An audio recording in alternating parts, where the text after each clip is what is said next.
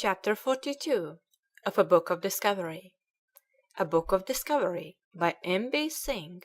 Chapter 42 Tasman finds Tasmania. At this time Anthony van Diemen was governor at Batavia, and one of his most trusted commanders was Abel Tasman. In 1642 Tasman was given command of 2 ships for making discoveries of the unknown South Land, and hoisting his flag on board the Sea Hen, he sailed south from Batavia, without sighting the coast of Australia. Despite foggy weather, hard gales, and a rolling sea, he made his way steadily south. It was 3 months before land was sighted, and high mountains were seen to the southeast. The ship stood in to shore. As the land has not been known before to any European, we called it Anthony van Diemen's Land, in honor of our Governor General, who sent us out to make discoveries. I anchored in a bay and heard the sound of people upon the shore, but I saw nobody. I perceived in the sand the marks of wild beasts' feet, resembling those of a tiger. Setting up a post with the Dutch East India Company's mark, and leaving the Dutch flag flying, Tasman left Van Diemen's Land, which was not to be visited again for over 100 years, when it was called after its first discoverer. He had no idea that he was on an island. Tasman now sailed east, and after about a week at sea he discovered a high mountainous country, which he named Statenland. We found here abundance of inhabitants. They had very hoarse voices, and were very large-made people. They were of colour between brown and yellow, their hair long and thick, combed up and fixed on the top of their heads with a quill in the very same manner that Japanese fasten their hair behind their heads. Tasman anchored on the north coast of the South Island of New Zealand, but canoes of warlike Maoris surrounded the ships. A conflict took place in which several Dutch seamen were killed. The weather grew stormy, and Tasman sailed away from the bay he named Murderers' Bay, rediscovered by Captain Cook about 100 years later. "This is the second country discovered by us," says Tasman.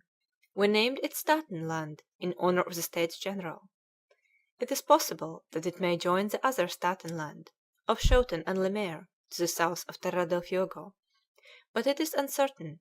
It is a very fine country, and we hope it is part of the unknown South Continent. Is it necessary to add that this Statenland was really New Zealand, and the bay where the ships anchored is now known as Tasman Bay?"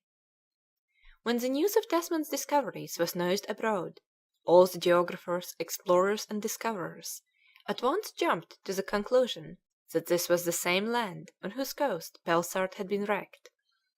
"It's most evident," they said, "that New Guinea, Carpentaria, New Holland, Van Diemen's Land make one whole continent, from which New Zealand seems to be separated by a strait, and perhaps is part of another continent, answering to Africa, as this plainly does to America, making indeed a very large country." After a 10 months' cruise, Tasman returned to Batavia. He had found Van Diemen's Land and New Zealand without sighting Australia. A second expedition was now fitted out.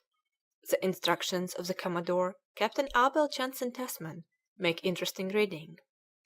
The orders are detailed and clear. He will start the end of January 1644, and we shall expect you in July following, attended with good success. Of all the lands, countries, islands, capes, inlets, bays, rivers, shoals, reefs, sands, cliffs, and rocks which you pass in this discovery, you are to make accurate maps. Be particularly careful about longitude and latitude, but be circumspect and prudent in landing with small craft, because at several times New Guinea has been found to be inhabited by cruel wild savages. When you converse with any of these savages, behave well and friendly to them, and try by all means to engage their affection to you.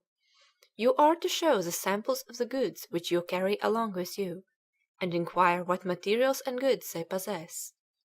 To prevent any other European nation from reaping the fruits of our labour in these discoveries, you are everywhere to take possession in the name of the Dutch East India Company, to put up some sign, erect a stone or post, and carve on them the arms of the Netherlands.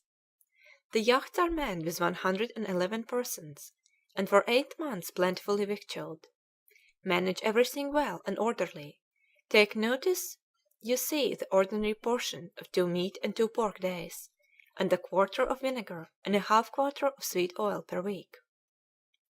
He was to coast along New Guinea to the farthest known spot, and to follow the coast despite adverse winds, in order that the Dutch might be sure whether this land is not divided from the great known South Continent or not. What he accomplished on this voyage is best seen in the complete map of the southern continent surveyed by Captain Abel Tasman, which was inlaid on the floor of the large hall in the Stadthouse of Amsterdam. The great South Land was henceforth known as New Holland. Chapter 42